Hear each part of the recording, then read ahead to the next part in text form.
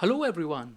Today I want to analyze a game played in the 2014 candidates tournament between Mamedyarov and Aronian. Let's check out this beautiful game.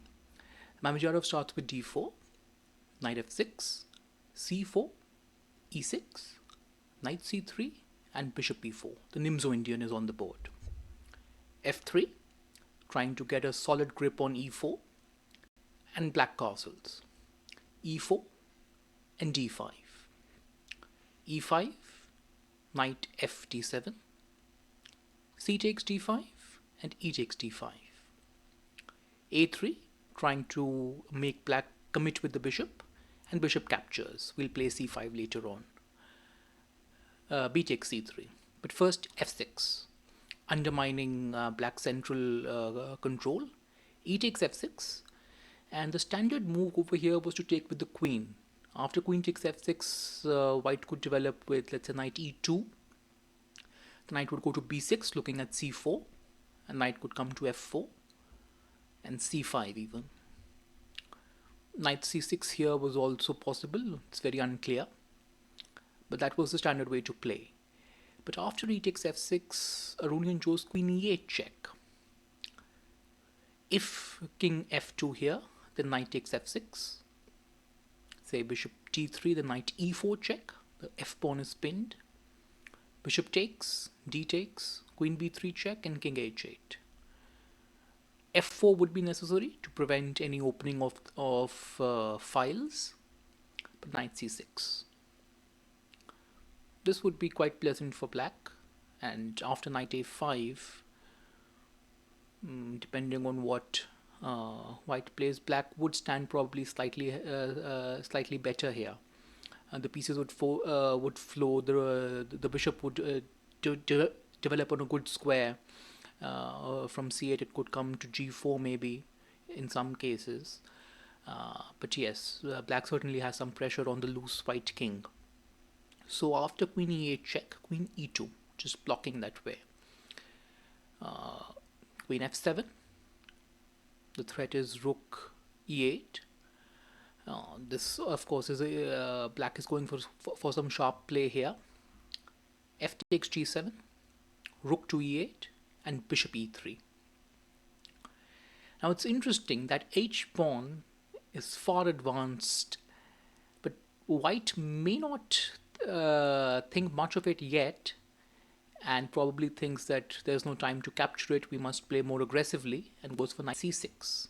It's interesting that h pawn will play a crucial role, we'll see later. Queen d2, just getting out of the pin, and knight a5. The c4 square is a very good outpost. Rook to b1, and knight b6. So black certainly wants to land one knight on c4. Rook b4. If required, we'll give up the exchange. Knight a c4 and bishop takes c4. Here, now let's see what happens if knight into c4. Then rook takes c4, we give up the exchange.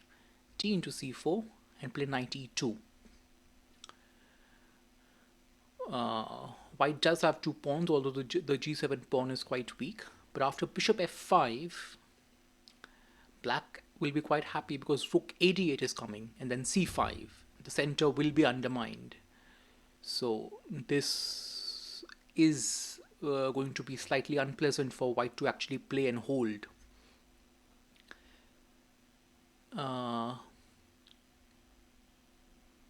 That really probably was a way to go, but d takes c4 was played, which is not the best.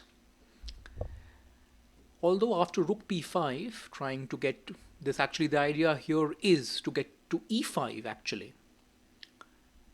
Bishop f5 was played by Aronian, which is not the most accurate way of playing, because simply knight d5.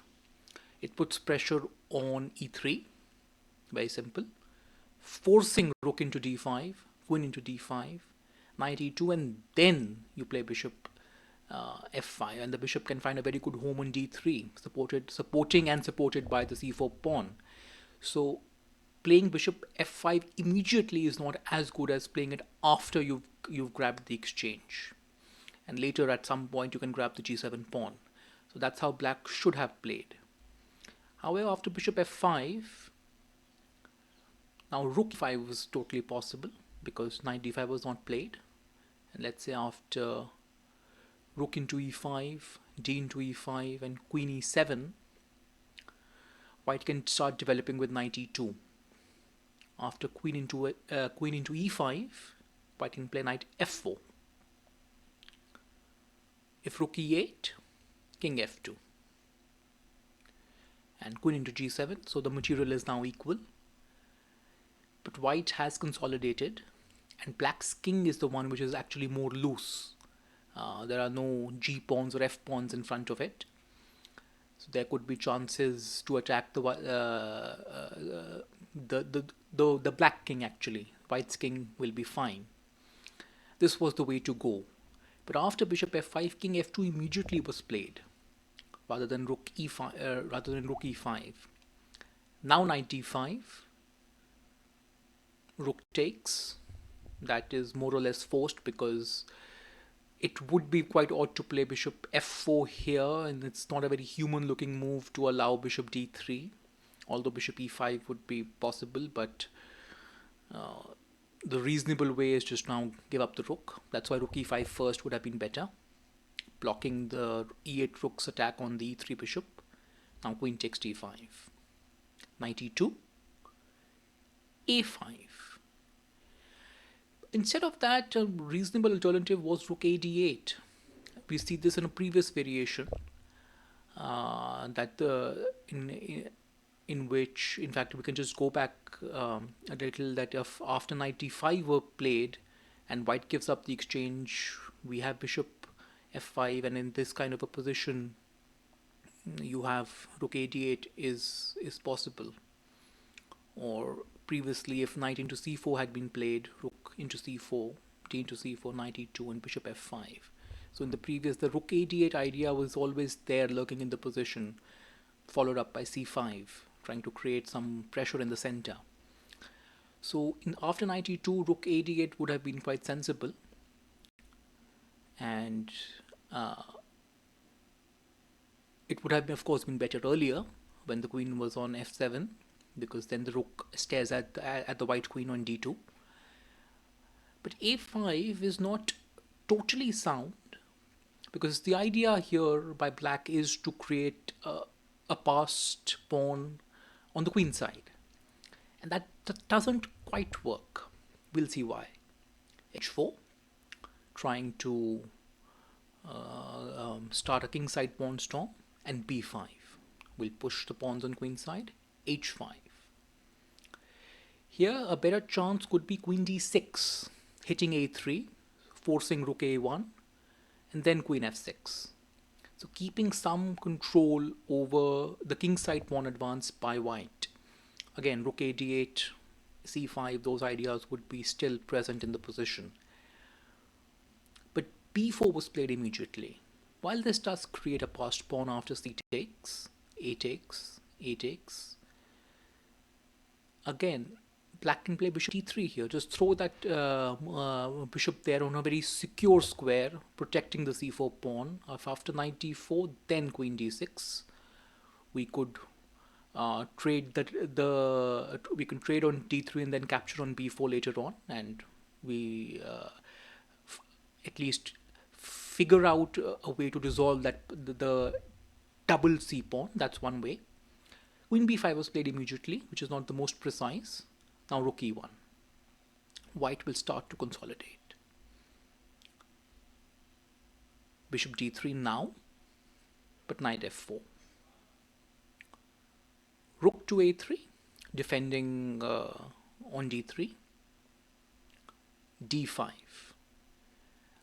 This move cuts off the black queen from the king side to some extent, at least. So the queen will have to go to d7 in order to have access to the king side, and bishop b1 here, keeping some pressure on the e3 bishop. King g3 even, c3 by black. The problem is that black pieces won't be very coordinated. So queen c1 immediately. It puts pressure on the rook and on the pawn and on the bishop. So rook b3 is forced. And now bishop c5. b4 is secure. We're offering a trade of rooks. The knight on f4 is very active. In fact, bishop d4 was also possible, putting pressure on the c3 pawn as well. c2 would be forced, and then h6 even. Knight h5 is a threat. That was also quite simple, a simple way to win. But bishop c5 in any case. Now you have to capture because knight e6 is a threat. So rook into e1, queen into e1, and queen d7, just keeping an eye on everything, but h6. And earlier I had said that the g7 pawn will play a pivotal role, and now with h6 it is secure. It's amazing. For about 20 moves that pawn was hanging, and now it's secure. Queen f7, knight h5. Well, there's no scope to capture that knight because queen e6 would come, followed by queen c8. So bishop g6, but queen e8 check. It's not a queen sacrifice because after queen into e8 we have knight f6 check, king f7 and knight into e8. So this is a very clever way by white to trade queens. Of course, king into e8 will be met by queening the g pawn, rook a3 here, trying to get the rook back, but knight f6. The knight can't be captured again for similar reasons. Rook a8 and g8 queen. Rook into g8, knight into g8, and king into g8. White is up 2 pawns here. King to f4, bishop to d3, king to e5, king to f7, bishop to e3. The c3 pawn, while it's the passed pawn, is going nowhere.